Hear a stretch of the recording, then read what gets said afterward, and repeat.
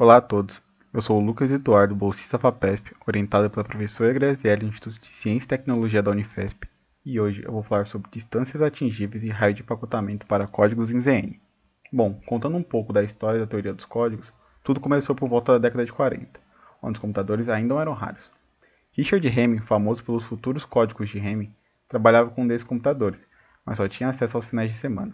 Ele contou em uma entrevista que em 2 finais de semana consecutivos teve problema com os computadores, e assim o trabalho foi perdido sequencialmente. Dessa forma, ele se sentiu motivado a encontrar um método para corrigir erros na máquina e assim nasceram os códigos corretores de erros. Um exemplo simples é tomando o A como os inteiros e considerando um código formado apenas por esses dois elementos, um todo nulo e um com 1 em todas as entradas. Esse é um código de comprimento 5. Nesse slide, podemos ter um exemplo visual de um código C de Z172. Queremos um meio de diferenciar os elementos do nosso código. Desse modo, vamos introduzir os conceitos de distância, de métrica. Então, dado xy em Zn, definimos a distância de Lie, ou a métrica de Lie, como a soma do módulo da diferença de cada uma das coordenadas de x e y. Associado à métrica, temos o conceito de bolas, ou esferas. Temos aqui, nesse exemplo, o formato das bolas na métrica de Lie, que possui um formato de um quadrado rotacionado. De modo mais geral, dado xy em Rn, definimos a métrica induzida pela norma LP, ou seja, a métrica LP, como a raiz piésima da soma do módulo elevado a p de cada uma das entradas de x e y. Agora, se p igual a infinito, definimos a métrica L infinito como o módulo do máximo das coordenadas. Vale a pena ressaltar que a métrica de Lie é um caso especial da métrica LP quando p igual a 1. Analogamente ao caso da métrica L1, temos as bolas associadas à métrica LP, onde vamos utilizar essas duas notações para diferenciar a bola centrada na origem de uma bola centrada em outro ponto. Nesse exemplo, podemos ver como as bolas na métrica L3 e L infinito se comportam em R2.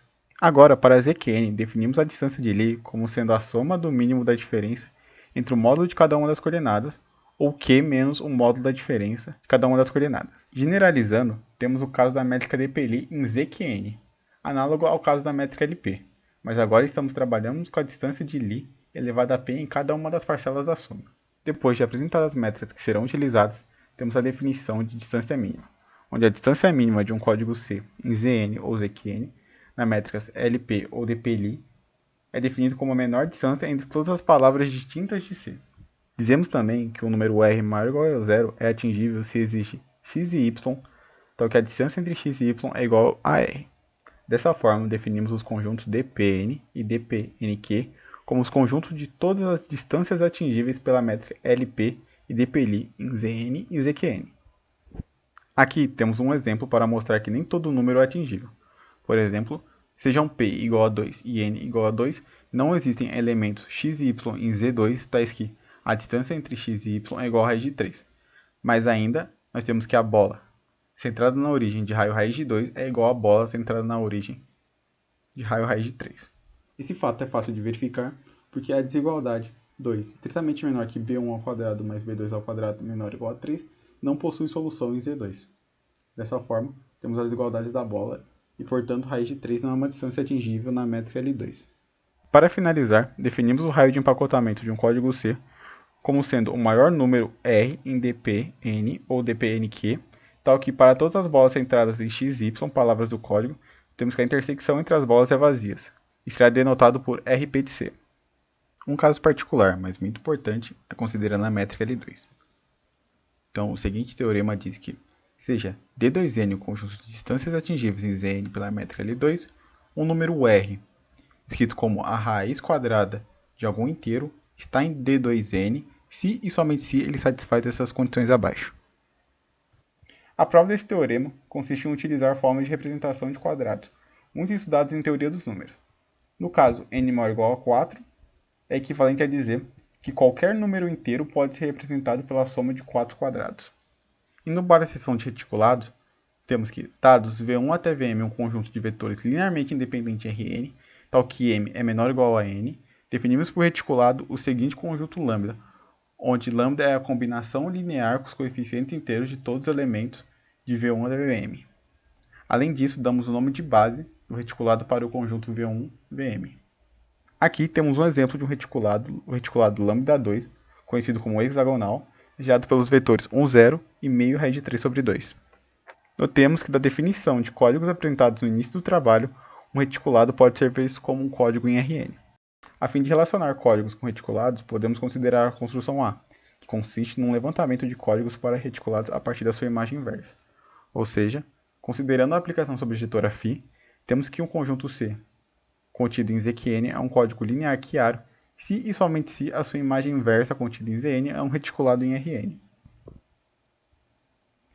Para ilustrar, podemos tomar um código C gerado por um trace em Z72 e a figura abaixo nos mostra como um reticulado associado a C se comporta em Z2. Para finalizar, vamos mostrar um exemplo de dois reticulados que possuem distância mínima igual, mas raios de empacotamento que são diferentes. Por exemplo, tomando Q igual a 4, consideramos os códigos C1 e C2.